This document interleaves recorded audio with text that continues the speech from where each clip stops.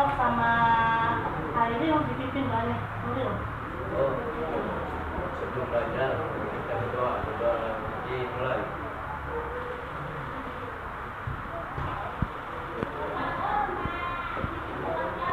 Berdoa selesai. Salam. Assalamualaikum warahmatullahi wabarakatuh. Waalaikumsalam warahmatullahi wabarakatuh. Selamat pagi anak-anakku.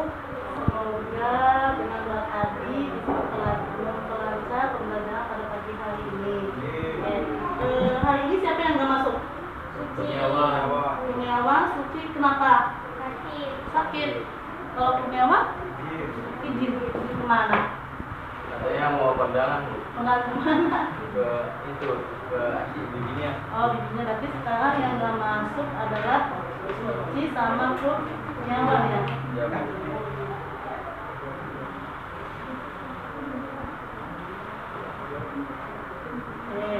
Berarti yang nggak masuk hari ini dua orang ya. Terus coba kalian lihat kelas kalian udah pada bersih belum? Masih ada teman-teman kalian yang bajunya keluar? Arman, tasnya Arman ya belum dibuka. Katanya mau siap belajar tapi tasnya belum dibuka. Udah siap ya, berarti udah siap untuk mulai belajar. Nah, hari ini kita kan seperti biasa belajar sejarah Indonesia. Masih inget gak pembelajaran kemarin waktu minggu lalu? Masih inget apa? Proses masuknya Hindu-Buddha. Oke, kemarin itu kita membahas tentang proses masuknya Hindu-Buddha. Ada yang tahu tidak proses masuknya Hindu-Buddha itu seperti apa? Ayo. Apa nih? Berawal adanya jalur perdagangan oleh orang India ke Indonesia. Ada lagi? Dibawa oleh para pendeta. Bahwa tadi katanya si Elis adanya jalur perdagangan dari orang India. Kedua dari orang pendeta. Kan kita bahasnya Hindu udah bukan penjajah. Ayo lupa ya. Nah, siapa yang di sini dalam proses masuknya di Hindu kan ada yang membawa ya. Nah, di sini kan proses masuknya Hindu itu ada 4 teori. Teori apa aja? Masih ingat nggak? Teori Brahmana, Ksatria, Waisya. terus arus balik. Oke, ada berarti ada 4 poin. Ada Brahmana, Waisya, Ksatria, dan arus balik. Nah, itu adalah proses masuknya Hindu ke Indonesia yang bawahnya adalah para mereka golongan Ksatria, Brahmana, Waisya, dan arus balik. Di sini kan ada gambar Borobudur. Siapa yang pernah jalan ke Borobudur? Nuril? Apa? Ayo, Kohak, di mana apa? Eka? Ada candi-candi, ada patung, ada seni, dan ada banyak orang. Oke, di situ di Borobudur yang pernah ke sana itu nanti akan melihat yang namanya candi-candi, relik-relik, stupa, bahkan ada tempat yang namanya suka ada upacara ritual keagamaan.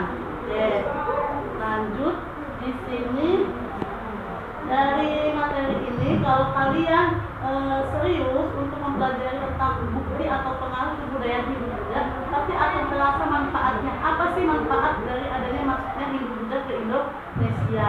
Di sini sekeliling kalian dulu pasti ada yang namanya bukti-bukti. Cuman kalian tidak sadar bukti-bukti yang masih melekat di lingkungan kita itu pasti masih ada lingkungannya. Makanya sekarang kita bahas.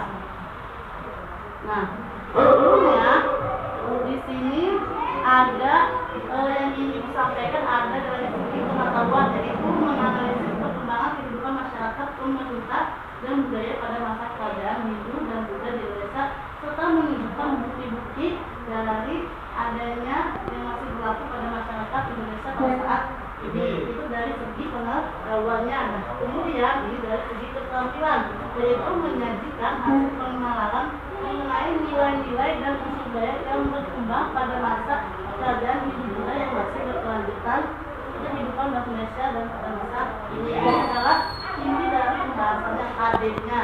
Kemudian ada tujuan pembelajaran. Tujuan pembelajaran ini ada beberapa macam poin. Ini tujuan pembelajarannya harus dikuasai oleh kalian. Dari mulai menganalisis, menelaah, sampai bahkan kalian mampu mendeskripsikan artinya, kalian mampu menginterpretasikan hasil yang kalian cari pada teman-teman kalian nanti di depan. Nah, di sini nanti ibu akan menggunakan model pembelajaran discover ini. Nanti kalian dibagi menjadi beberapa kelompok. Di sini ada berapa siswa? 13 ya? Yang nggak masuk berarti 2 orang. Nah, nanti ibu bagi kelompoknya, nanti kalian duduk sesuai dengan kelompoknya. Oke? Nah, di sini tentang tadi yang sudah dibahas awal materi kemarin adalah pengaruh proses masuknya hidup Buddha.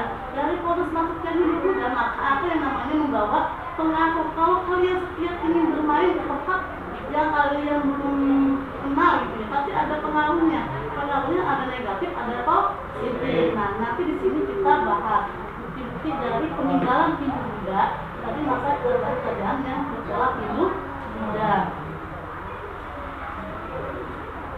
Nah, bukti apa? Bukti-bukti peninggalan Indonesia yang masih berpengaruh hingga masa kini. Artinya bukti-buktinya yang masih ada pada saat ini.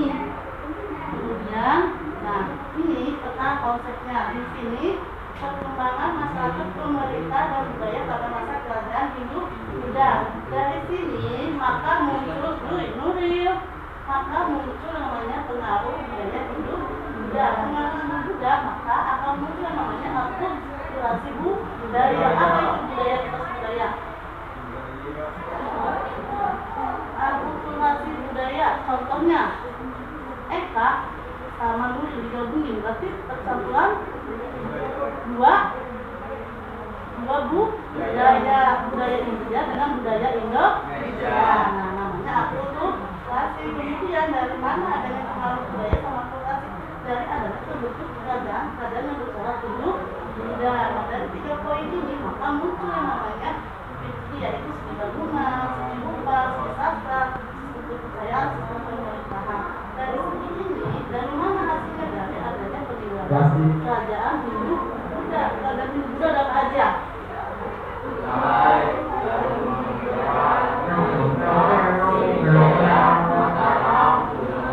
Mataram kuno, itu adalah kerajaan-kerajaan peninggalan Hindu Buddha.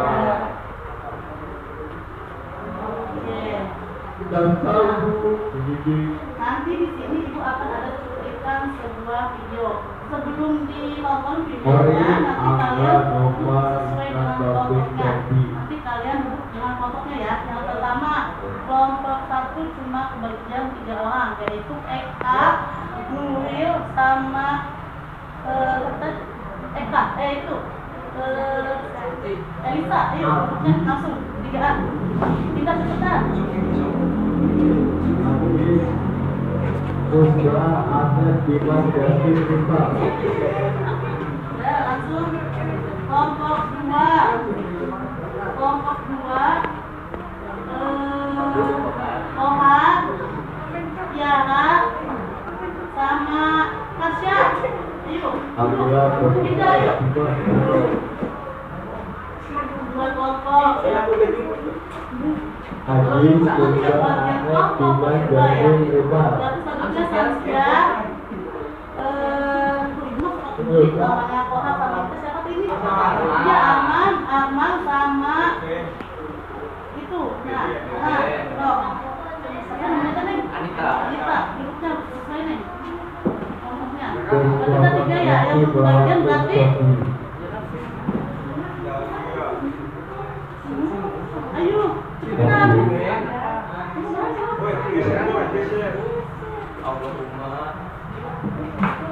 Ada 11 ya, berarti ya? Berarti ini sama Jejen 2-an. Ambulan Polri Angga Obat ada Topik Serti. Apa 2-an ya? Nanti kelompoknya kelompok 1 ketuai dengan Tasya, kelompok 2 diketuai dengan Arman, kelompok 3 diketuai dengan Eka, kelompok 4 diketuai dengan Jajang. Oke, udah dibagi kelompoknya ya. Berarti sekarang kita lihat video dulu ya. Apa namanya sudah banyak.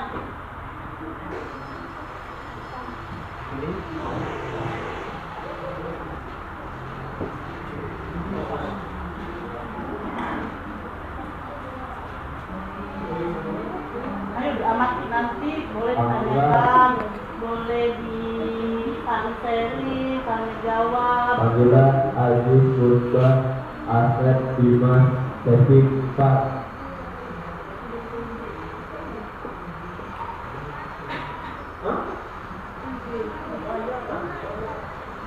Oh, dulu lagi boleh. Yang mana? Boleh. Berok, yang mana? Boleh. Berok. Aku satu. Panggilan.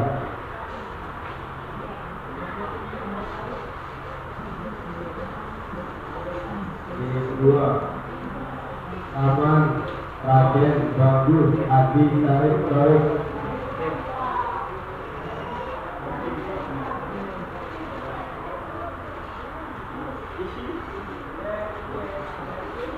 Ini adalah orang umat yang diwawancarai ya. Melawati Adi Arya Kurniawan Trianto Ardi Ahmad Lopot.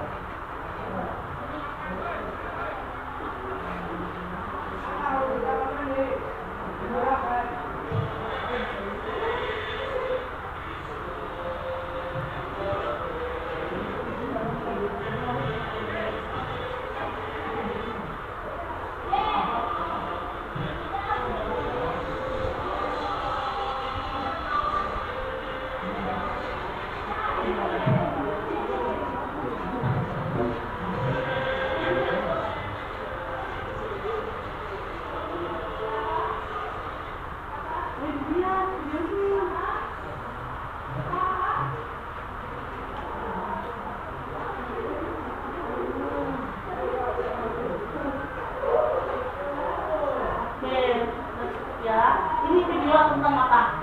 Ada yang tahu nggak? Hah? Apa ini Bu? Video apa? Umat Hindu di hilangnya bulan Ramadan. Apa? Dalam di mana masih ada dari dulu sampai saat dari fungsinya apa dulu sampai saat sebenarnya fungsinya apa? Nah, di sini dari adanya bukti peninggalan itu muncul karena adanya bukti pengaruh Hindu Buddha dalam masyarakat yang masih ada tinggal ini akibat adanya akulturasi. Kenapa kok bisa muncul adanya akulturasi? Kenapa? Tadi aku bilang percampuran dua budaya. Kalau tidak ada percampuran dua budaya, lalu Hindu Buddha masih sampai detik ini karena mereka mempelajari yang dari sampai sekarang dikali diajarkan lalu kemudian diterapkan dalam kehidupan sehari-hari sampai saat ini. Kemudian proses adaptasi tetap mempertahankan budaya lama, artinya proses adaptasinya dengan tetap mempertahankan budaya lama, artinya walaupun ada budaya baru tapi masih tetap mempertahankan budaya lama. Contohnya di pernah ke daerah Candi Bromo.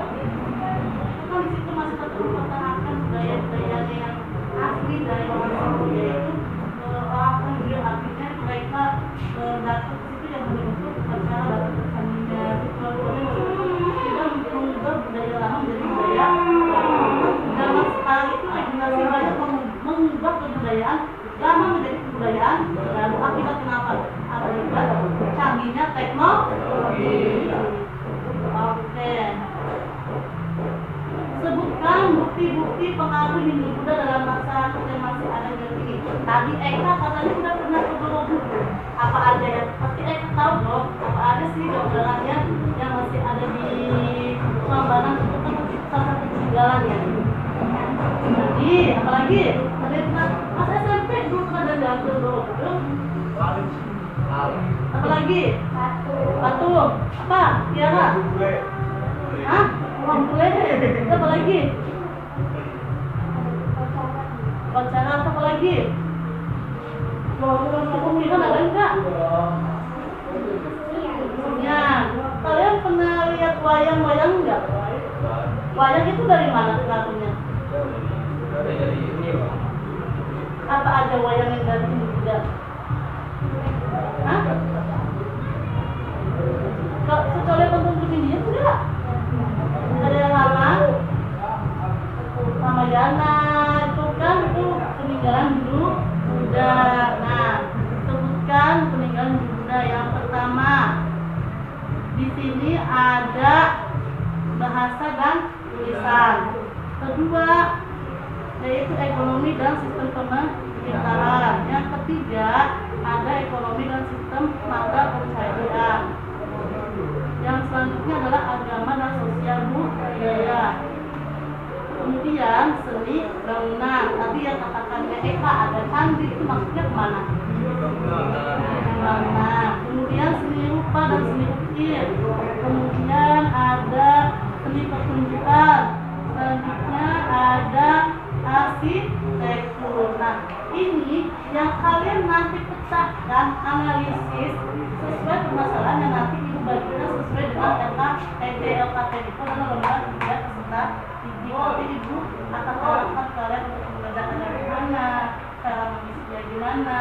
Nah, nanti yang ibu nilai adalah kerja sama timnya, isinya jujur apa enggak ngerjainnya, nanti ibu yang dinilai ya. Nanti ibu bagikan, nanti kalian cari apa aja sih bahasa tulisan. Apa sih itu bahasa tulisan, kan kita nggak tahu. Kalian analisis, telaah, kemudian jawabannya seperti apa, nanti kalian presentasikan di rumah sesuai kelompoknya. Kelompok 1 siapa? Asya, mungkin aja. Kelompok 2, kelompok 4, kelompok 3.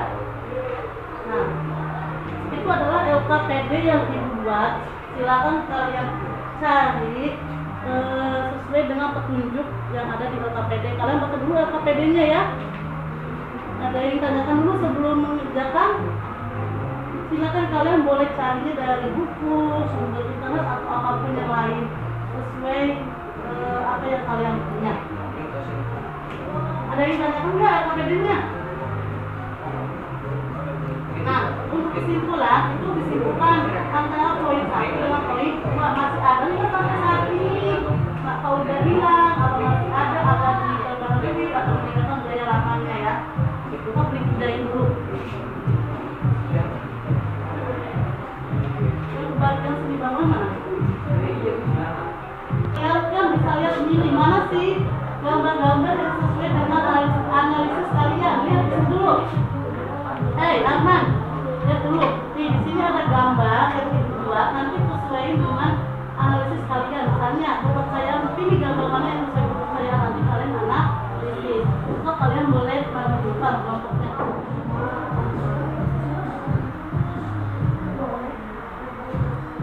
Apa tuh? Kelompok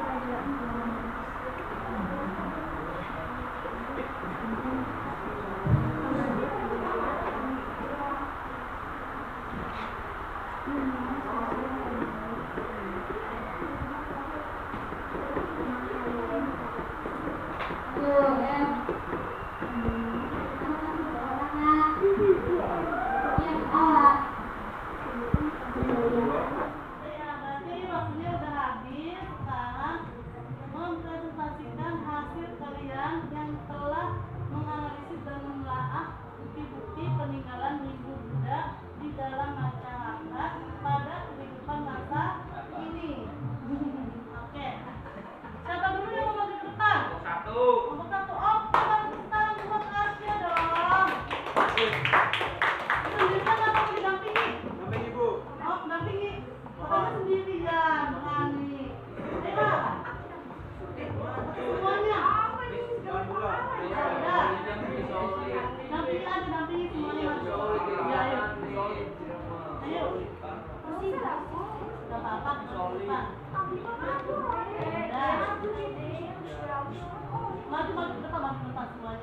adil. Semuanya. Iya. Ye. Nanti siapa yang mau sobat airnya? Itu sama-sama Bu. Ya ngasih aja kalau sama-sama nantinya nggak bener ya. Seperti Kalian dulu kelompok mana? Ini dulu belum menyukai. Perhatikan kelompok mana, namanya siapa aja, terus kebagian masalahnya apa aja. KPD-nya di bawah dong, KPD-nya. Di bawah semua hasilnya. Akan kelompok kami dari kelompok 1 ingin mempresentasikan tentang diubah dan Oke, perhatikan ya semuanya. Nanti ada tanya jawab.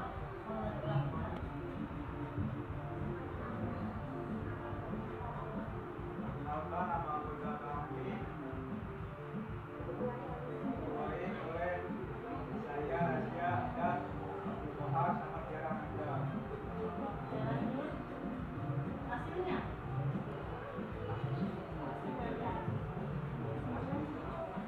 Dan Ayo, serius.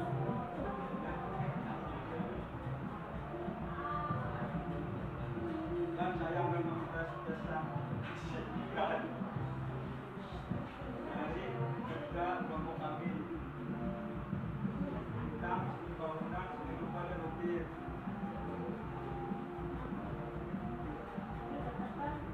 Candi Borobudur adalah candi tolak kebudayaan agama Buddha di Indonesia.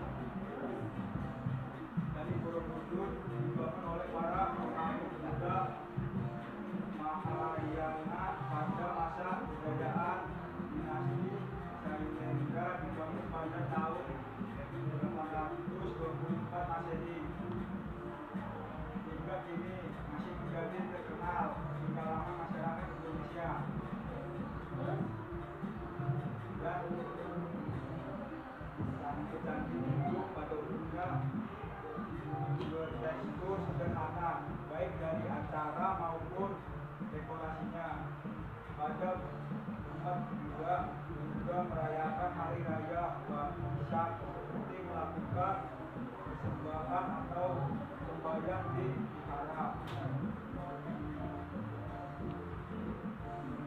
Candi Buddha adalah candi yang berfungsi untuk kemuliaan umat Buddha atau keperluan biksu. Candi-candi juga hanya dimasukkan sebagai tempat pemujaan dewa, sedangkan tak dihubungkan dengan kemuliaan Buddha.